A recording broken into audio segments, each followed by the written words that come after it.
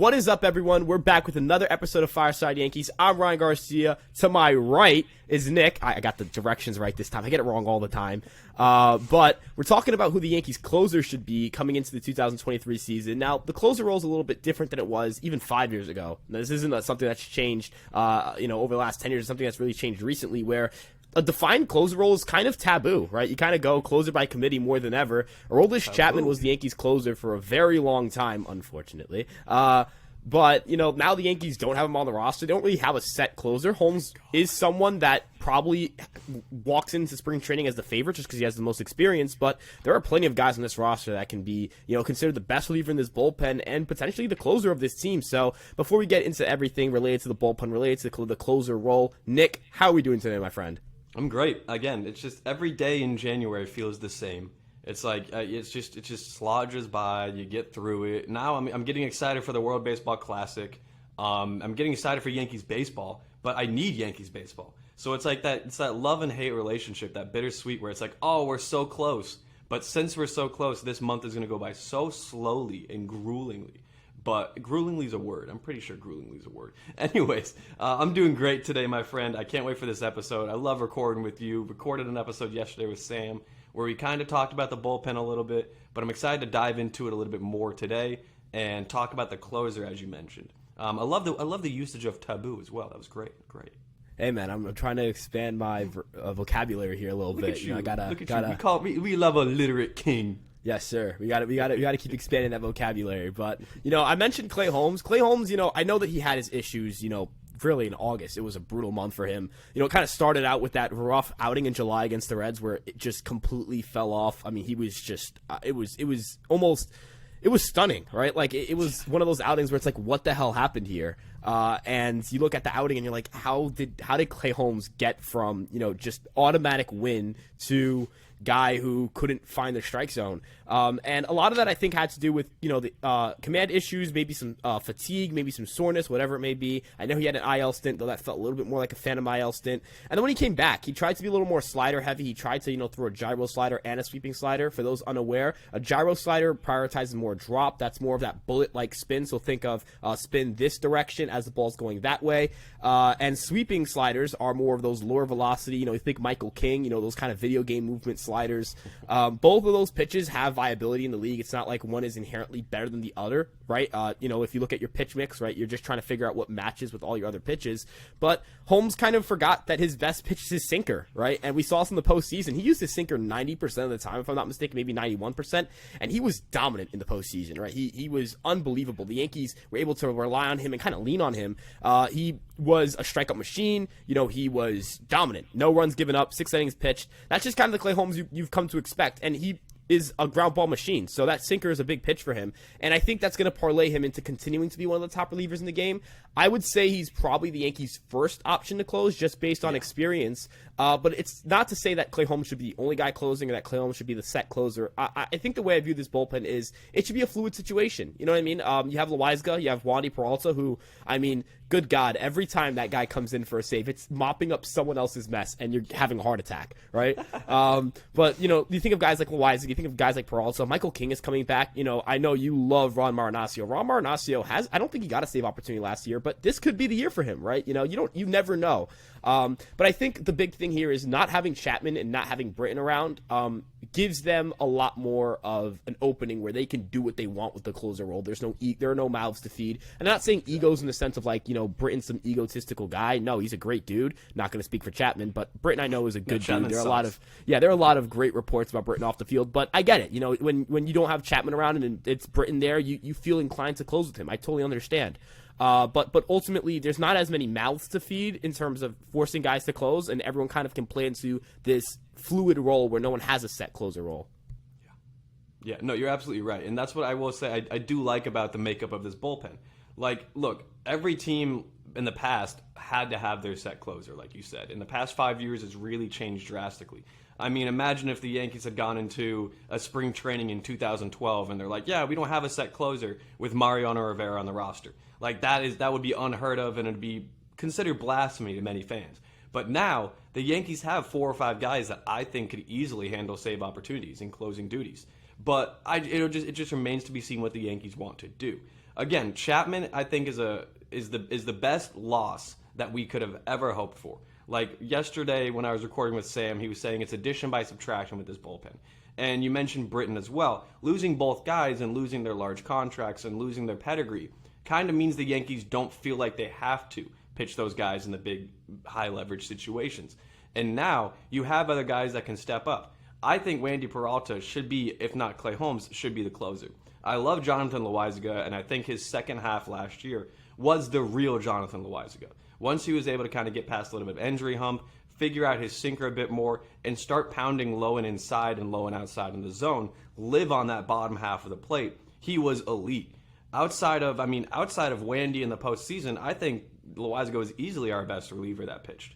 And looking at next season, or this season I should say, because we're in 2023 now, looking at this season, I think it's going to be whoever's healthy, whoever hasn't pitched recently, and whoever's not pitching on back-to-back-to-back games. Like, we know that Boone loves to overmanage the bullpen. That has been one of his biggest gripes for the past couple of years since he's been in charge of the team. I mean, look at how he even handled Betances for a little bit there. It was like, what's going on here? What are we doing? Are we going to really manage this properly?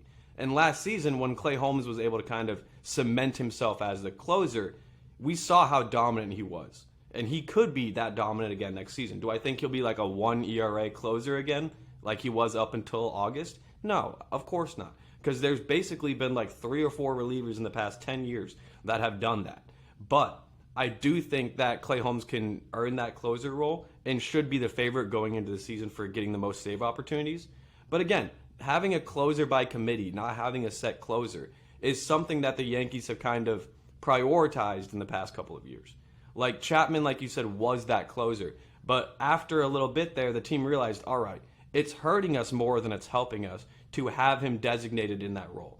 And then we started using him as like a mop-up, low-leverage guy, and he couldn't even do that. So, bye, Aroldis. I hope you get signed by no one and go play for the Fukuoka SoftBank Hawks. That is where you fit best. That way you can strike out Marwin Gonzalez. But I don't know, Ryan. Like, would you say that it's almost a guarantee that Holmes is the closer opening day?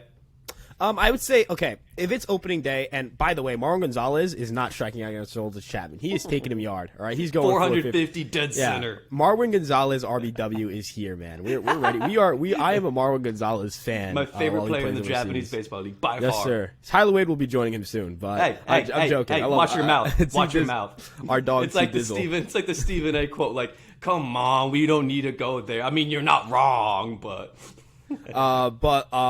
you know, in terms of just, if you look at how this bullpen's constructed, if it's opening day, you know, the Yankees are up 3-0, right? They use Loaisiga, Wandy. I think they saved that ninth inning for Holmes.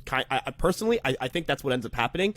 But one thing that this bullpen has that, as you mentioned, you know, Chapman's a bigger loss, a bigger win of a loss, not just because, you know, there was the baggage with him, there's the, you know, the loss of command, the regression, there's, as you mentioned, the opening up of roles. The Yankees can fully commit to this idea. If you look at even 2020, J. Happ was upset that he was used as the you know, the bulk guy in an opener, right? Don't remind me about J. Right. You know, and you know, I'm not saying this to say, again, I'm not even going to say this to say J. Happ should be just accepting of whatever role he gets. You know, these are human beings; they're allowed to be upset if they're going to be upset about a role. I totally understand. But you can't deploy a system if everyone's not bought in, right? Yeah. And you're going to have everyone bought in now. You know, I know you got to talk about Tommy Canley for a little bit in an episode recently, but Tommy Canley, someone's going to be adding a sinker. His stuff is nasty, right? The Yankees just have a bullpen of they have a group of guys. They're just gross, right? You know, you look at, you know, even look at the back end of that bullpen. It's really, you know, the Albert Abrays of the world, the Greg Reiserts of the world. You know, those guys have gross stuff. Whether it's Albert Abray throwing a 100-mile-an-hour sinker, or, you know, Greg Reisert throwing a slider that sweeps 20 inches across the plate. Like, these dudes are just filthy. They're gross, right? They're just nasty. They have guys in the farm like Randy Vasquez, who I got to watch live. You know, dude has a freaking unbelievable breaking ball. Like, if you just watch Carson Coleman as well. Right, Carson Coleman, dude, he has like 18 inches of run on a four-seam fastball, Dude, and 16 inches of insane. reduced vertical break. He's got the most unique four-seam fastball in baseball. Like it's and I'm not saying this to overreact or like over-exaggerate, but there actually isn't a four-seam fastball that has as much backspin and induced vertical break, which is how like it plays up in the zone. So like Garrett Cole will have a lot of induced vertical break. Nestor Cortez, Luis Severino, Carlos Rodon, I guess all the Yankee starters.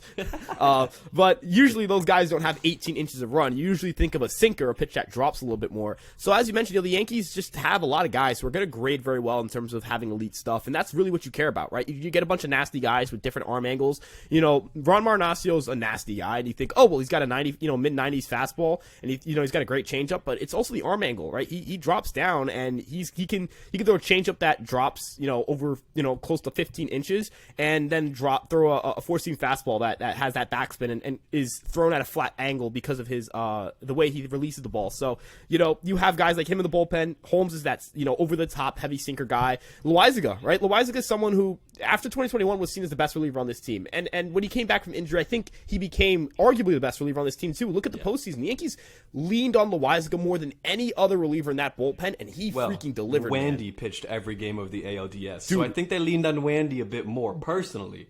But again, we're comparing apples and oranges here. Like, right. These two they were like hand in hand the best relievers on the team in the postseason. And that was without a doubt. Like, when we put in Holmes, he gave up a couple of base knocks and walks. And it's like, all right, Clay, can we please buckle down a little bit here? And, like, that's the thing with this And the problem is that we have other guys coming back, too. Like, as of right now, Lou Trevino and Albert Abreu are in the bullpen. And I personally think, I know you love Albert Abreu, but I personally think he's going to get bumped, DFA'd, traded or something, and we may slot in Weissert there instead. Additionally, I wouldn't be shocked if we, maybe added in someone even more talented via trade. Like, I know that the Reynolds trade is losing a lot of steam, but I do think that the Yankees call me crazy, they may be looking at a package deal where they could get Reynolds and David Bednar from the Pirates, and that would be sublime. Like, let's be real here. The Yankees, as of right now, have probably the deepest and most talented bullpen in baseball. There are probably one or two other teams that you could toss up there. Like, I think the Braves have a really good bullpen. The Dodgers will always have a really good bullpen. And then there are a couple of other teams out there. Like, let's be real. The Rays are going to find a way to have some random-ass dude post a 1 ERA over 60 innings this season. They do it every year. But the Yankees' depth is what makes this bullpen so talented. And what that could do for them is it means that they don't have to have that set closer. Like, I want to see the Yankees have 3 or 4 guys that get like 8 saves this season. Because that means that they're just going on matchups. They're going on health. They're going on who's tired and who's like healthy and fresh for that game. And that's how you should manage the bullpen. The Yankees don't need Ron the Don Marinaccio to be their closer. They don't need Wandy Peralta to be their closer. But these guys can be. And that's what's so nice about this bullpen. I don't think in recent years I can remember a Yankees bullpen that has been this talented and has had this much talent top to bottom. Like in the past, we had No Runs DMC, which was elite. We had the time where the Yankees in the early 2010s with Mariano Rivera, David Robertson, David Phelps. Like, we've had a lot of good bullpen arms that have come and gone through the Yankees system. But this right now, in terms of like an 8-man bullpen that they're going to run, will probably be the best bullpen we've watched in recent years. And I know the Astros postseason run was basically on the piggybacking for how talented their bullpen was. But I think the Yankees easily go toe-to-toe with the Astros in terms of bullpen makeup. I know a lot of fans out there are like, you're just showing your bias. The Astros are objectively better than the Yankees. Yeah. But in a lot of ways, they're not. The Yankees lineup, I will say, top to bottom, is probably not as good as the Astros. I mean, the Astros could back Kyle Tucker 6th if they wanted, which is insane. But their bullpen and their rotation, I think, are better than the Astros. So if you wanted to compare the two, because that's always the guy that we're comparing against now, that is the team to beat. I mean, it's crazy because they've only really been good for like 6 years. But Astros fans would tell you they've been the greatest team of all time forever. But this bullpen can put the Yankees over the top.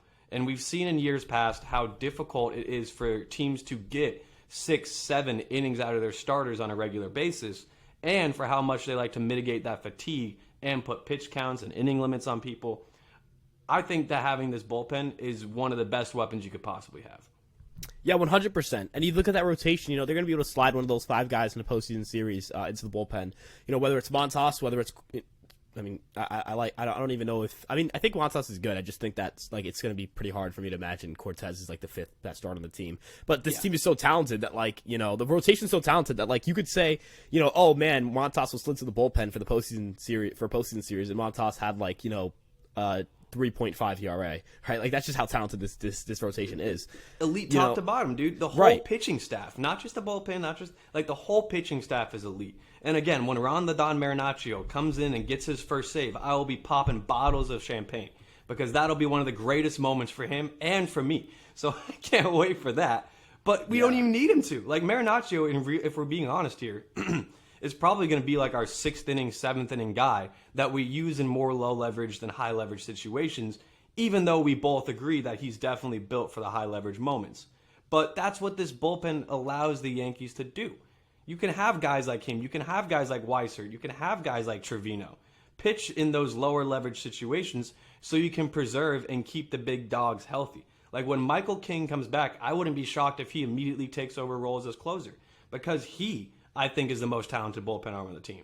Like we've named like 6 guys here that would be a lot of teams' number 1 8th inning setup guy, and they're going to be fighting for innings this season. Yeah, absolutely. And they've got a lot of depth in the farm in a lot of ways that they can, you know, if guys go down with injury, they'll be able to fill in nicely. And, you know, ultimately, this is a lot of this credit doesn't just go to Brian Cashman for player acquisition, but, you know, and this is also part of what Brian Cashman did. But bringing in Matt Blake and Sam Bryan those are 2 of the biggest acquisitions the Yankees have made. And people don't give the organization enough credit for making those acquisitions. They don't give those 2 enough credit for developing and not necessarily you know, changing all of baseball or something like that, but changing the Yankees, right? The Yankees were a team that we looked at as they were just a bunch of sluggers, and you just prayed the pitching would hold up, and that they couldn't develop pitching, and they ruined guys they trade for. This team gets the most they can out of any arm they bring in, and I couldn't be more excited to see what a better pitching staff in terms of talent can get done with, you know, these type of pitching coaches and this organization. So, you know, I think ultimately when we're looking at this bullpen, the closer role is going to be open, and that's a good thing. Yankee fans may think to themselves, you know, not having a set closer is a bad thing. You know, I'm not saying this to say like I'm this super smart, like higher being, and people who want a set closer are this like. Well, you are the super smart higher being. Yeah, Ryan. We are this awakened higher being, and everyone else that wants a set closer is just. Yeah, they haven't been awakened yet. Like, personally, honestly, you know... No enlightenment for them. Right, you need to be enlightened to know closer roles. But seriously, like, this team is going to be able to play around with the closer spot. They don't have to force themselves to keep anyone closing. If guys get hurt, if guys slump, they can adjust for that. You know, the one guy, again, that I think brings the most fun to the closer role is Wandy Peralta, just because, again, every time he closes a freaking game, man, that there's a heart attack involved. It's nails. Like, he's the new Houdini. He reminds me of Houdini, where it's like, oh, God. Like, Wandy gives up a soft contact base hit, walks a guy, and you're like, how are we going to get out of this? There's 2 on, no one out. And then next thing you know, it's a double play, and Wandy strikes someone out, and it's like, well, that's it. Cool. Great job, Wandy. Yeah, and, you know, he's one of those guys. He's one of those just ridiculously nasty guys the Yankees brought in and got the most out of. So, you know, let us know what you guys think in the comments below. Do you guys... Who's not even in baseball. He's in the KBO. That's who we got Wandy for.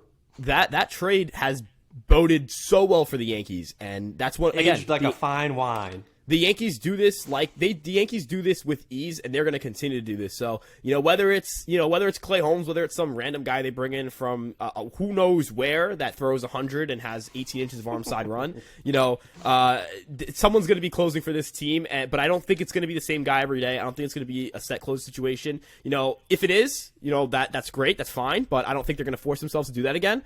If you guys disagree, if you guys think the Yankees should have a set closer, if you guys think it shouldn't be Clay Holmes, maybe you guys think it's Loaizaga, maybe you guys think it's Wandy Peralta. Hell, maybe you guys, or maybe it's just Nick on a burner, types in Ron Marinaccio in the comments below. But let us know what you guys think. Thank you guys so much for checking us out. You guys have been great with the support lately. We're on the road to 4,000 subscribers. Make sure to like, comment, and subscribe. You can check us out on Facebook, TikTok, Instagram, Twitter. I mean, we're all over the place. Obviously, you know to check us out on YouTube. Gmail. Yeah. I mean, we're bringing back MySpace. Oh, dude, we said it at the same time. But thank you guys so much for checking us out. We've got articles coming out left and right. I know that Nick's got a beta article that it's either on the way out or is out by the time this drops. Probably published by the time this drops. Yeah. Check it out. Master Bader, Harrison Bader, Darth Bader, whatever you want to call the guy. Yeah, man. You guys can make sure to check out our writing content on there, and all your New York sports content is on Empire Sports Media. Thank you guys so much for checking us out. We'll see you guys in the next video. Peace out.